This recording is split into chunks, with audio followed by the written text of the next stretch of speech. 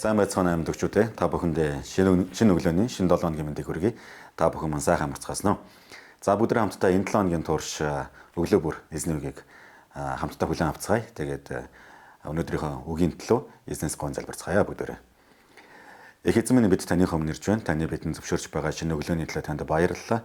Хайр та минь та энэ өглөө ч гэсэн та бидэнд өөрийнхөө үгээр ярих болтугай, бас биднийг урамшуулан зоригжуулах болтугай. Их эзэн Есүсийн нэрээр гон залбирлаа. Амен. Амен.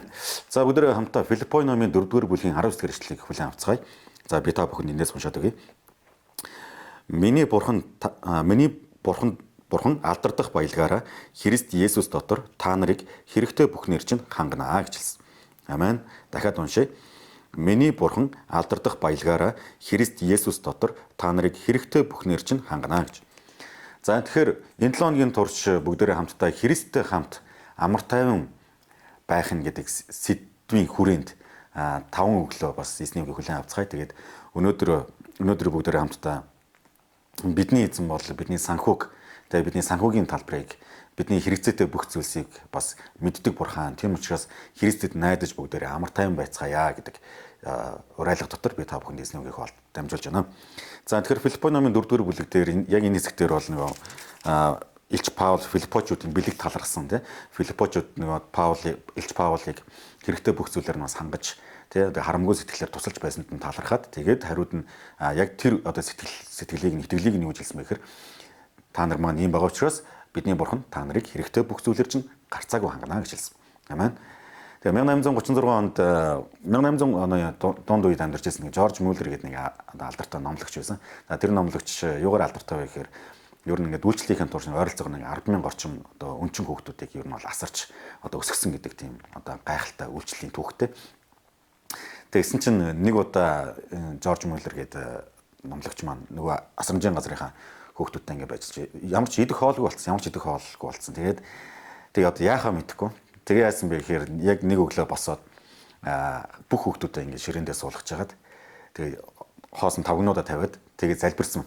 Тэгээ юу залбирсан бэхээр эзэн минь ээ танд баярлалаа, шинэ өглөөний танд баярлалаа. Бид ингээд хоолны ширээний ард ингээд сууж байна. Тэгээ бидэнд байгаа бүх зүйлсийн төлөө танд баярлалаа гэд. Ингээ хоосон тавхтай тэгээ идэж уух зүйл юуч байхгүй. Тэгээд эзэн талархаад эзэнт даатгаад ингээд залбирсны дараа хаалга дуурсан, хаалга тогссон. Тэгээд яваад онгойлгосон чинь нэг талхчин баахан талх барьсан орчихсон. За юу болов яав юу гэсэн чинь нөгөө талхчин юу гэж хэлсэн бэ гэхээр урд шин бурхан надад санууллаа. Тэгээд та нар асрамжийн газарт очиод энэ талхнуудыг авчигөө гэж хэллээ гэд. Тэгээд тэр хүүхдүүдэд ингээд яг тэр удаа ингээд нөгөө хоосон тавхтай байсан хүүхдүүд чинь гинт тий одоо ингээд талхтай болгосон байна. Тэгээд төд бодлохоо дахиад ингээд байсан чинь хаалган дахиад дуурсан. Тэгээ яасан байсан чинь яав юу гэдгсэн чинь яг тэр асрамжийн газрын өөдөнд очиод тэргийг нэвтэрсэн. Тэгээд энэ сүг муудах чахаар бүгдээрээ юу ай. Тий энэ сүг муудах чахаар танаа асрамжийн газар өгчөө гэд. Тэгээд сүйтэй залгасан.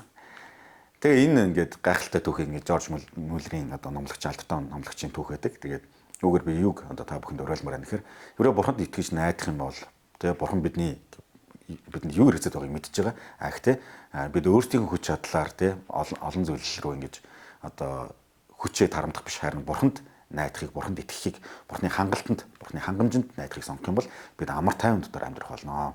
Христтэй хамт санхүүгийн талбар дээрээ энэ хэрэгцээнийхээ талбар дээр амар тайван байх болно гэж та бүхнийг уриалж байна. Тэгээд бүгдээ хамтдаа эзнэр эбэгдэж, эзнэр хангагдаж амьдрахын төлөө талархан залбирцгаая.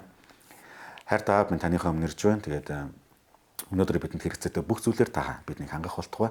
Эзэн тэгээд өнөөдөр хүртэл бас бидэнд зориулж байсан, биднийг ивэж байсан таны бүх хангамжийн төлөө танд баярлалаа. Есүс эзэн тэгээд үргэлжлүүлэн та бидний амьдрал хэрэгцээтэй бүх зүйлсийг мэдж байгаа учраас тандаа бид итгэхийг хүсэж байна. Тандаа бид даатахыг хүсэж байна. Бидний итгэлийг та өсгөх болтугай. Эзэн Есүсийн нэрээр гон залбирлаа.